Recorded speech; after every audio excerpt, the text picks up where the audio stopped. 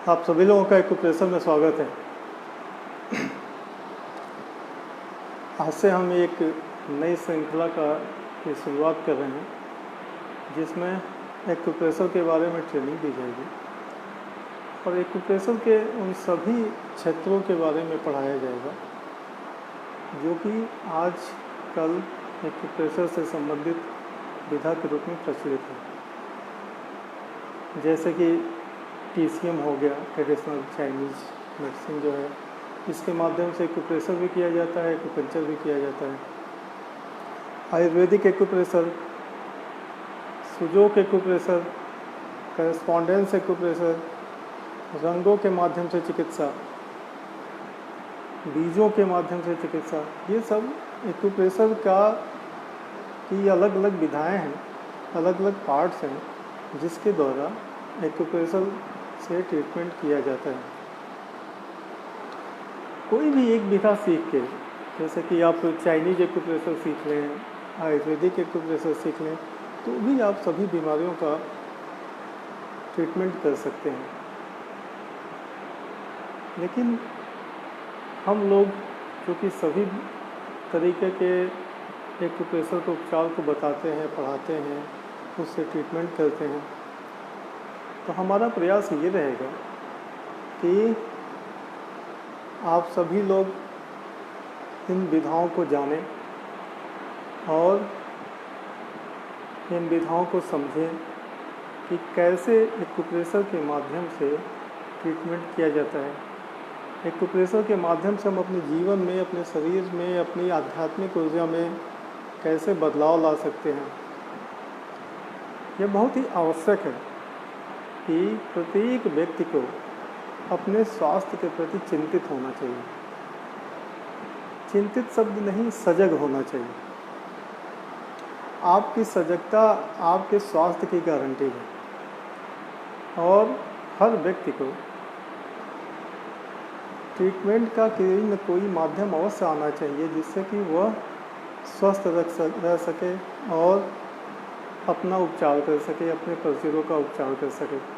पहले के ज़माने में हर व्यक्ति कुछ न कुछ ज़रूर जानता था, जिससे कि वो लोग उपचार कर पाते थे।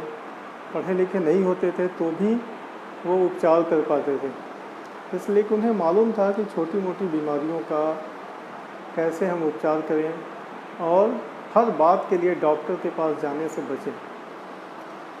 वर्तमान समय में ये समस्या आ गई है कि छोटी छोटी बीमारियों के लिए भी हम डॉक्टर के पास जाते हैं और उनसे ट्रीटमेंट लेते हैं। अपने स्वास्थ्य के प्रति हम उतने सजग नहीं रह गए हैं। एक्यूप्रेशर विधा सीख के आप लोग उस कमी को पूरा कर सकते हैं कि आप अपने परिवार का, अपने परिचितों का उपचार कर सकें। आप अपने स्वास्थ्य के बारे में जागरूक बने। आप अपने शरीर में, अपनी ऊर्जा में होने वाले परिवर्तनों को समझ सकें और उस पर ध्यानपूर्वक एक ऑब्जर्वेशन बना के रखें कि हमारे शरीर में क्या बदलाव हो रहा है, कैसे ऊर्जा में या शरीर के ऑर्गन्स में बदलाव हो रहे हैं। अगर आप इस पर ध्यान देने लगें और इसको समझने लगें तो निश्चित तौर पे आप स्वस्थ रहेंगे और अपना और लोगों का ट्रीटमेंट कर सकते हैं। एक्यूप्रेशर इसलिए भी आवश्यक है, यह एक बहुत ही कम खर्च वाली चिकित्सा पद्धति है। इसमें जब आप ट्रीटमेंट करते हैं तो कोई खर्च नहीं आता। जैसे आप कोई भी विधा, जो भी मेडिसिन की जुड़े हुए विधाएं हैं, अगर उससे आप जुड़ते हैं तो बीमारियों के हिसाब से आपको मेडिसिन खरीदनी पड़ती है और धीरे धीरे आपके पास ढेर सारी मेडिसिन हो जाती है, जिसको कि आप रखते हैं कि कभी ये बीमारी होगी तो हम इस मेडिसिन को ले लेंगे। लेकिन एक्यूप्रेशर अगर आप जानते हैं तो आपको मेडिसिन की ज़रूरत नहीं है। आपका बस ज्ञान आपके लिए मेडिसिन है, और चाहे वो सामान्य परिस्थितियाँ हों या इमरजेंसी हो, दोनों स्थितियों में आप इस एक्यूप्रेशर के माध्यम से ट्रीटमेंट कर सकते हैं। अब महत्वपूर्ण ये है कि एक्यूप्रेशर है क्या और क्यों इसे हमें जानना चाहिए और इससे हमें क्या नुकसान हो सकता है कि नहीं। 3 चीज़ें किसी भी जानकारी के लिए जरूरी होती हैं कि उसका महत्व क्या है, वो क्या है और उसमें सावधानियां क्या है। तो सबसे पहले हम महत्व की बात करते हैं कि एक्यूप्रेशर एक संपूर्ण चिकित्सा पद्धति है। संपूर्ण चिकित्सा पद्धति का मतलब ये है कि इससे सभी प्रकार की बीमारियों का उपचार हो सकता है और अगर बीमारी नहीं, आप स्वस्थ हैं, तो आपको स्वस्थ रखने का भी ये गारंटी देता है कि आप अगर एक्यूप्रेशर का उपयोग कर रहे हैं तो आप स्वस्थ रहेंगे। और अगर कोई बीमार है, वो बीमारी चाहे प्रचलित समय में हो या कोई नई बीमारी आती है, तो एक्यूप्रेशर के माध्यम से आप प्रचलित बीमारियों को भी ठीक कर सकते हैं। और इस एक्यूप्रेशर विधा में इतनी क्षमता है कि वो आने वाली बीमारियों जिसके बारे में कोई नहीं जानता, जैसे कि कोरोना आ गया, तो आने वाली बीमारियों में भी ये काम करेगा। यानी कि इससे रिसर्च किया जा सकता है, इससे नए प्रोटोकॉल्स बनाए जा सकते हैं, नई बीमारियों में इसका उपयोग किया जा सकता है। प्रचलित बीमारियों के लिए बहुत से प्रोटोकॉल्स हैं, बहुत से तरीके हैं जो कि हम लोग प्रयोग में करते हैं। और ऐसा नहीं है कि अगर कोई तरीका काम नहीं करता है तो हम एक्यूप्रेशर वहीं पे रुक जाता है। हम पेशेंट के हिसाब से नए प्रोटोकॉल्स भी बना सकते हैं। ये एक्यूप्रेशर की बहुत ही बड़ा गुण है, इसलिए कि जब चिकित्सा कोई पद्धति हार जाती है, जब उसमें नया होने की संभावना कम होती है, लेकिन एक्यूप्रेशर में नया होने की संभावना सदैव बनी रहती है। आप हरदम रिसर्च कर सकते हैं और आप इससे ट्रीटमेंट कर सकते हैं। दूसरी बात ये कि ये इसलिए भी महत्वपूर्ण है कि एक्यूप्रेशर शारीरिक बीमारियों और मानसिक बीमारियों, भौतिक बीमारियों और आध्यात्मिक बीमारियों, इन पे समान रूप से काम करता है। समान रूप से आप दोनों तरीके के, यानी कि मेटाफिजिकल और फिजिकल, दोनों प्रकार के बीमारियों को एक्यूप्रेशर से ट्रीट कर सकते हैं। अब हम एग्जाम्पल लेके बात कर रहे हैं कि आप कंप्यूटर देखते होंगे, तो कंप्यूटर में 2 तरीके की चीज़ें होती हैं, एक सॉफ्टवेयर और एक हार्डवेयर। तो सॉफ्टवेयर का में प्रॉब्लम आती है तो सॉफ्टवेयर का इंजीनियर ठीक करता है, हार्डवेयर में प्रॉब्लम आती है तो हार्डवेयर का इंजीनियर ठीक करता है। एक्यूप्रेशर में सेम विचारों की प्रॉब्लम, यानी सॉफ्टवेयर की प्रॉब्लम हो रही है, एनर्जी की प्रॉब्लम हो रही है, तो एक्यूप्रेशर के माध्यम से ठीक होता है। और एक्यूप्रेशर के माध्यम से ही शरीर की, बॉडी की भी बीमारियों को ठीक किया जा सकता है। अब ये कैसे होता है, एक्यूप्रेशर में क्या किया जाता है जिससे कि सभी प्रकार की बीमारियां ठीक होती हैं। बहुत से ऐसी बीमारियां जो न्यूरो से संबंधित होती हैं, जिसमें बहुत से मेडिसिन काम नहीं करते हैं, वो भी एक्यूप्रेशर से उससे बहुत अच्छे रिजल्ट हैं और लोग ठीक होते हैं। एक्यूप्रेशर काम कैसे करता है? वस्तुतः हम जो एक जीवित व्यक्ति को देखते हैं तो उसमें 2 चीज़ें अपीयर होती हैं। एक तो वो उसका शरीर हम देखते हैं, तो उसकी फिजिकल बॉडी है। दूसरा उसमें चेतना देखते हैं, हलचल देखते हैं। अगर हलचल नहीं है तो कई बार कन्फ्यूजन हो जाता है कि ये जिंदा है कि नहीं। यानी जो हलचल है, ये जो चेतना है, ये बताता है कि ये व्यक्ति जीवित है। यानी कि सिर्फ ये बॉडी नहीं है, इसमें कुछ और है। तो ये चेतना, यानी कि ये ऊर्जा, तो जो ऊर्जा है यानी एनर्जी है उस बॉडी की, और वो बॉडी ये दोनों मिल के एक इकाई होते हैं जिसको हम कहते हैं जीवित व्यक्ति। ये जीवित व्यक्ति ही हमारा ट्रीटमेंट का एम है कि हम उसी जीवित व्यक्ति का उपचार करते हैं जिसमें चेतना भी है और शरीर भी है। सिर्फ शरीर रहे चेतना ना रहे तो वो हमारे उपचार का विषय नहीं है। जीवित होना चाहिए, यानी कि उसमें एनर्जी है। अब ये एनर्जी शरीर में रहती है या शरीर इस एनर्जी पे निर्भर है, ये एक महत्वपूर्ण विषय है। और जितने भी ऊर्जा से संबंधित सिद्धांत हैं वो ये कहते हैं कि एनर्जी प्राइमरी होती है, शरीर बनता बिगड़ता रहता है, यानी कि आत्मा अजर अमर है और शरीर बनते बिगड़ते रहते हैं। कुछ ऐसे सिद्धांत हैं, कुछ ऐसी विधाएं हैं जो ये कहती है कि नहीं, शरीर ही मुख्य है, इसके होने से चेतना आ जाती है, इसके ना रहने पे चेतना का कोई अस्तित्व ही नहीं होगा, यानी कि शरीर में चेतना रहती है। एक्यूप्रेशर जो है वो ऊर्जा को मानता है कि ऊर्जा प्राइमरी है। अगर हम बॉडी और आत्मा के एग्जिस्टेंस की बात करें, एनर्जी और बॉडी के एग्जिस्टेंस की बात करें, तो हम प्राइमरी एग्जिस्टेंस एनर्जी का मानते हैं, यानी कि एनर्जी ऊर्जा प्राइमरी है और उसके हिसाब से बॉडी होती है। तो बॉडी उस पर प्राइमरी एग्जिस्टेंस एनर्जी का है और बॉडी उस पर निर्भर होती है। तो हम इसी एनर्जी को ट्रीट करते हैं। ये एक्यूप्रेशर में उपचार का जो माध्यम है, उपचार का जो विषय है, वो ये ऊर्जा ही है। और इस ऊर्जा से बनने वाले शरीर, यानी कि ऊर्जा शरीर का हम उपचार करते हैं।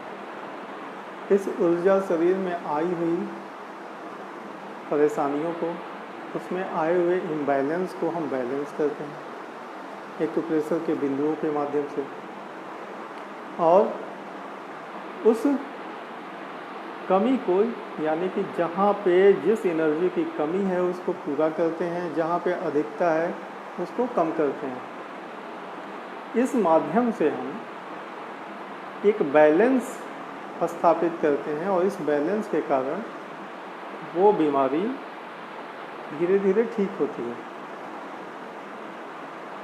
ये एनर्जी की बैलेंस और इसका इम्बैलेंस शरीर में स्वस्थ और अस्वस्थ होने का कारण है। अगर एनर्जी बैलेंस है तो बॉडी स्वस्थ है, और अगर एनर्जी इम्बैलेंस है तो बॉडी अस्वस्थ है। क्योंकि हमारी नज़र, हमारे जो देखने का, समझने की जो विषय वस्तु है वो ये शरीर है। तो हम जो भी बीमारी या जो भी परेशानी देखते हैं वो इस शरीर को ही देखते हैं और इस शरीर के माध्यम से ही देखते हैं। वो फिजिकल फॉर्म में ही हम देख पाते हैं कि ये ऑर्गन पर में बीमारी हुई, इस अंग में प्रॉब्लम हुई, तो ये हम फिजिकली देखते हैं। लेकिन उसके पीछे का जो कॉज होता है, कारण होता है, वह एनर्जी होता है, ऊर्जा होता है, जिसके कारण से किसी ऑर्गन में प्रॉब्लम आ रही है। तो जब हम उस ऑर्गन को ट्रीट करते हैं, देखिए आजकल जितने भी विधाएं हैं जिसको प्रचलित विधा हो गई हैं, वो ऑर्गन का ट्रीटमेंट करती हैं, बॉडी का ट्रीटमेंट करती हैं। लेकिन वो देखिए, जब तक हम पूर्णतया कॉज को ट्रीट नहीं करेंगे, कारण को ट्रीट नहीं करेंगे, तब तक बीमारी जड़ से नहीं जाएगी, बीमारी ठीक नहीं होगी। और कारण को जानने के लिए आपका दृष्टिकोण होना चाहिए कि उस कारण को समझें, यानी कि आप उस एनर्जी को समझें, जानें। ये आपके दृष्टिकोण में आ जाना चाहिए, ये आपकी समझ में आना चाहिए कि कैसे हम एनर्जी को देखें। इसी एनर्जी के माध्यम से हम बीमारियों को पहचानते हैं, इसको ठीक करते हैं और व्यक्ति को स्वस्थ करते हैं। तो ऊर्जा हमारा बेसिक आज की क्लास का उद्देश्य ये है कि हम ऊर्जा के बारे में समझा सकें कि ऊर्जा कैसे शरीर में महत्वपूर्ण है और कैसे ये ट्रीटमेंट करते हैं। इसमें जो भी हम उपयोग करते हैं, जब हम इम्बैलेंस देखते हैं एनर्जी का, तो हम इस एनर्जी के इम्बैलेंस को ठीक करने के लिए शारीरिक ऊर्जा का ही प्रयोग करते हैं और ये ऊर्जा कुछ खास बिंदुओं के माध्यम से बैलेंस होता है और वहाँ पे कई बार रुक जाता है, इकट्ठा होता है। अलग अलग इसमें जो भी अलग अलग थियरीज हैं, उस अलग अलग थियरीज के हिसाब से हम उस पर चर्चा करते हैं। जैसे कि जब हम आयुर्वेदिक एक्यूप्रेशर की बात करते हैं तो हम वहाँ पे किसी भी ऑर्गन या किसी भी जगह के एनर्जी को इम्बैलेंस को देखते हैं कि उसमें क्या क्या इम्बैलेंस हुआ है और जैसे कि उसके पंच महाभूत हैं और पंच पराभौतिक एलिमेंट्स हैं, जो भी द्रव्य हैं, इनमें इम्बैलेंस को देखते हैं तो उससे हम ठीक करते हैं। पीसीएम में हम दोनों तरीके की चीज़ें भी देखते हैं कि मेरिडियन में एनर्जी का प्रवाह रुक गया तो उससे बीमारी हो रही है, या किसी ऑर्गन में एनर्जी का इम्बैलेंस हो गया तो उससे बीमारी हो रही है। तो अगर हम इस सिस्टम को देखें कि एनर्जी कहाँ रुक रही है या इम्बैलेंस कहाँ हो रहा है, तो ये बहुत अति उत्तम है। देखिए, एक्यूप्रेशर में बेसिक जो है वो ऊर्जा है। ऊर्जा क्या है इसके बारे में हर व्यक्ति चर्चा करता है, लेकिन क्या है इसके लिए बहुत कुछ लोग नहीं जानते कि क्या है एनर्जी बेसिक होती क्या है। हर व्यक्ति आजकल तो हर जगह ऊर्जा की बात हो रही है। आगे की क्लासेज में हम बताएंगे कि ऊर्जा क्या है। देखिए, ऊर्जा को समझने के लिए हमें शंकराचार्य के परब्रह्म तक जाना पड़ेगा। ये एक चरम है एनर्जी का कि जब हम शंकराचार्य द्वारा वर्णित परब्रह्म की बात करते हैं तो वो एकत्व की बात है। या वैशेषिक दर्शन में जब हम 6 पदार्थों की बात करते हैं, ये भौतिक जगत के बनने का एक चरम है। 2 ध्रुवों पे खड़े हैं जहाँ पे वैशेषिक दर्शन ये बताता है कि ये पूरा दृष्टिगत जगत कैसे बना हुआ है, ये 6 पदार्थ कैसे दृष्टिगत जगत को बनाते हैं। और शंकराचार्य ये कहते हैं कि सब कुछ ब्रह्म है, परब्रह्म है, यानी कि चेतना और जड़ता सब कुछ उसी में है। तो हम जो जिस एनर्जी और जिस चीज़ की बात कर रहे हैं ये रिलेटेड है उस परब्रह्म से, लेकिन हमारी चर्चा का जो विषय है, हमारे ट्रीटमेंट का विषय है, वो है वैशेषिक दर्शन का 6 पदार्थ और उससे बनने वाली इस जगत की अनेकानेक वस्तुएं, जिसमें द्रव्य जो 9 द्रव्य वैशेषिक दर्शन में कहे गए हैं, उसमें उससे बनने वाली अनेक वस्तुएं। लेकिन इनके बीच में ये हम कभी आगे जब क्लास बड़ी हो जाएगी और ज़्यादा लोग जुड़ जाएंगे तब हम इस पर चर्चा करेंगे कि एनर्जी बेसिक है क्या। क्योंकि एक्यूप्रेशर में एक बड़ी समस्या है, हम एनर्जी को नहीं पहचानते, एनर्जी का मूल कॉन्सेप्ट नहीं जानते। तो हम कहें कि ये शंकराचार्य के परब्रह्म और वैशेषिक दर्शन के 6 द्रव्य, 6 पदार्थ, इनके बीच में सांख्य दर्शन आता है जो कि 24 पदार्थों की बात करता है। और इनको भी हम चर्चा करेंगे कि कैसे वो 24 पदार्थों में 17 स्तंभ की बात करते हैं, महत, अहंकार 17 स्तंभ, फिर 5 इंद्रियां, 5 ज्ञानेंद्रियां, 5 कर्मेंद्रियां, मन, तन्मात्राएँ, फिर उससे 5 महाभूत, यानी कि 5 महाभूत हैं।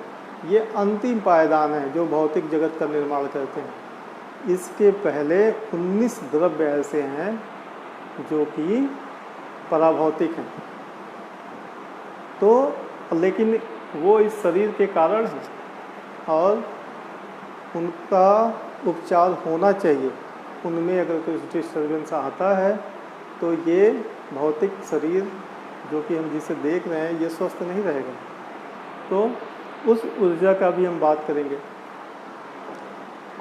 लेकिन जो एनर्जी इस बॉडी में देखते हैं, और ये जो विषय है हमारे ट्रीटमेंट का, ये बॉडी, ये उसी सिस्टम पे है कि एक एनर्जी इस बॉडी में आती है और वो चेतन अचेतन दोनों का निर्माण करती है, जिसको कि भारतीय दर्शन में सत असत चिदाचिद, चित अचित सत असत, या शंकराचार्य की बात करें तो वो कहते हैं कि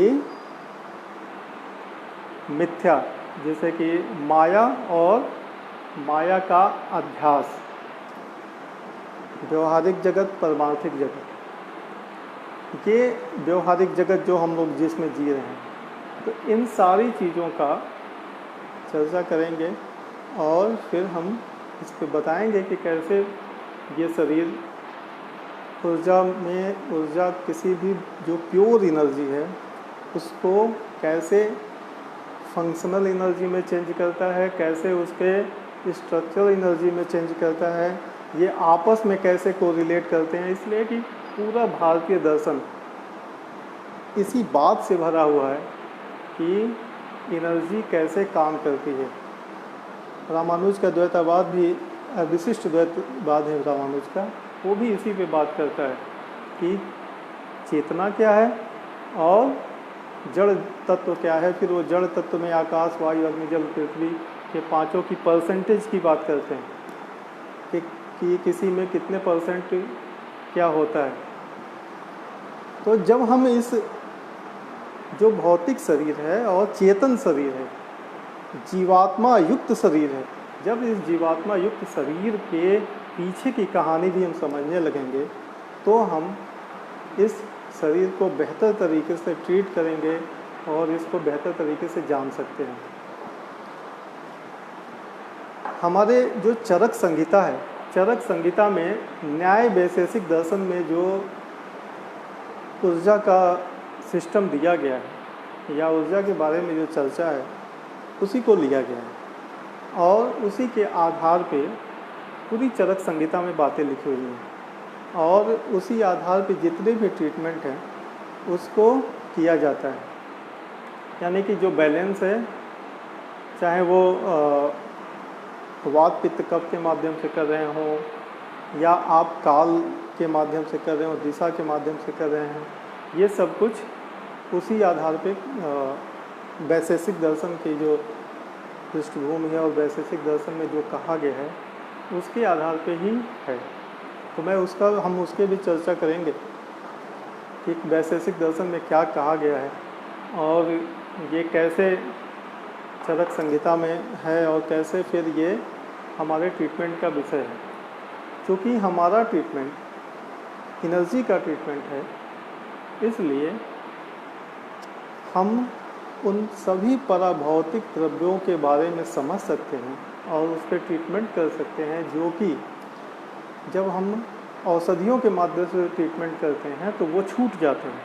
इसलिए कि हम आप फिजिकल बॉडी पे ट्रीटमेंट करने लगते हैं तो मेटाफिजिकल छूट जाता है। हमने कहा कि सांख्य दर्शन में सिर्फ 5 महाभूत अंतिम सोपान पे खड़े हैं जो फिजिकल मतलब भौतिक जगत का निर्माण करते हैं, लेकिन उसके पहले सभी पराभौतिक हैं। तो उन पराभौतिक चीज़ों को भी हम ट्रीट कर सकते हैं। कान का मतलब कभी ये नहीं होता है कि श्रवणेंद्रिय, इंद्रियां पराभौतिक होती हैं, ये आत्मा के साथ चलती रहती हैं। जो चीज़ आप देख रहे हैं, कान देख रहे हैं, नाक देख रहे हैं, आँख देख रहे हैं, ये सिर्फ उनके रिसेप्टर हैं। इन इंद्रियों का अधिष्ठान जो होता है वो ब्रेन में कहीं होता है, ब्रेन के पार्ट होते हैं, जहाँ पे आत्मा के साथ ये इंद्रियाँ रहती हैं। जैसे कि आत्मा का अधिष्ठान है, इंद्रियों का मन का अधिष्ठान है, और ये इनके माध्यम से सूचनाओं को लेती हैं। इसीलिए आपकी आँख की पावर बढ़ा दी जाती है तो आप दूर की चीज़ें देख पाते हैं। माइक्रोस्कोप से देखते हैं तो छोटी चीज़ें देख लेते हैं, आप बहुत दूर की चीज़ें देख लेते हैं, इसलिए कि जो देखने वाला है उसकी क्षमता अनंत है। आप अगर इस रिसेप्टर की क्षमता को बढ़ा देंगे, इस रिसेप्टर के पावर को बढ़ा देंगे, तो वो अनंत ज्ञान को रिसीव करने वाला उसको रिसीव कर लेगा। तो हम जनरल रूप में सिर्फ इंद्रियों का मतलब इन्हीं जो ऑर्गन दिखते हैं इनके बारे में जानने लगते हैं, और इसीलिए इंद्रियों का ठीक से ट्रीटमेंट नहीं हो पाता जब तक कि आप इंद्रियों को बेहतर तरीके से समझें ना, इंद्रियों को जाने ना कि इंद्रियां क्या होती हैं, उनका अधिष्ठान क्या होता है, तो आप उस अधिष्ठान का ट्रीटमेंट करें और उस इंद्रिय का ट्रीटमेंट करें, और फिर उस इंद्रिय का उनके रिसेप्टर से जो कनेक्शन है उसको ट्रीट करें, और उस रिसेप्टर के सेंसिटिविटी को, उसकी रिसीव करने की क्षमता को ट्रीट करें, तो आप किसी भी इंद्रिय को या एक सिस्टम को पूरा ट्रीट कर पाएंगे। होता क्या है कि हमें नाक की प्रॉब्लम हुई, हमने नाक का ट्रीटमेंट दे दिया और ट्रीटमेंट में फ़ायदा आया या नहीं आया, हम सोचे कि ये हो गए, लेकिन नहीं, जब तक कि आप उस अधिष्ठान पर भी नहीं छुएंगे, उस इंद्रिय को भी नहीं छुएंगे, तब तक पूर्णता नहीं होती। यही छोटी छोटी बहुत सी बातें हैं जिसको कि आने वाले क्लासेज में हम चर्चा करेंगे। कल से हम TCM को पढ़ाना चालू करेंगे, जिससे कि चाइनीज एक्यूप्रेशर सब लोग जानते हैं, बड़ा उसके पॉइंट्स भी बहुत से लोग जानते हैं, तो हम उन पॉइंट्स की चर्चा करेंगे, उस थियरी की चर्चा करेंगे। आने वाले समय में हम 5 एलिमेंट थियरी के विस्तृत बात करेंगे।